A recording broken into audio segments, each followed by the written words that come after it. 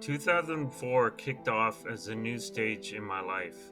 I had survived the breakup of a 4 year relationship and I was ready to move forward. Life was busy and a little stressful with my work as a cancer genomics scientist, but I balanced it out with taekwondo, yoga, art, and my love of hockey. On a Monday morning, February 23rd, 2004, a day and a half after I had scored 5 goals in the best hockey game of my life, I collapsed in a grand mal seizure and was subsequently diagnosed with glioblastoma, a form of brain cancer, and was given a prognosis of living 12 to 18 months. Surviving took on a whole new meaning. I decided to follow any treatment plan that was laid before me. The tumor was deemed to be too deep for surgery, so I went ahead with chemotherapy and radiation. Thankfully, my family gave me much needed support. Unfortunately, in my third week of treatment, my white blood cell count dropped to a near fatal level, so I had to stop chemo and get blood transfusions. On May 5th, 2004, before my blood transfusions, I met my boss for a teriyaki lunch to discuss a potential research project.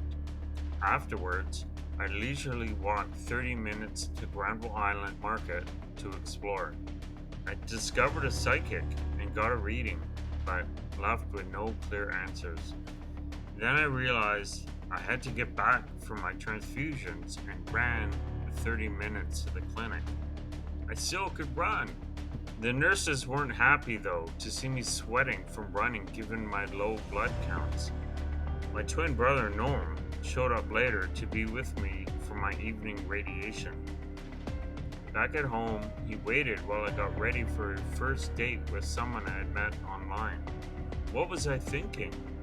To top it off, I soon realized I had lost my voice. It was back to the clinic and back home to rest. My voice returned and my bro dropped me off for my date. I knew right away that this date wasn't going anywhere.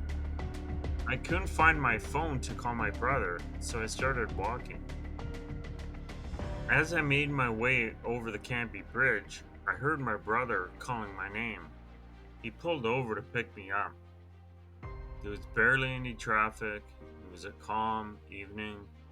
Time stood still. He shook his head slowly and smiled, kind of in awe of the day I'd had. He told me he was amazed at what I'd done that day, proud that I was still doing so much. I sat back and looked at my day and my life through my brother's eyes. I decided in that moment that I wasn't going to let my cancer diagnosis and prognosis rule my life. One way or another, I was moving forward. Soon after that day, I went back on a dating website, and before I even knew the results of my treatment, I met the person that I married, and we had a daughter. If not for that day, in the moment with my brother, I may have been stuck in neutral instead of living and enjoying my life with my beautiful daughter, one of my greatest reasons for living.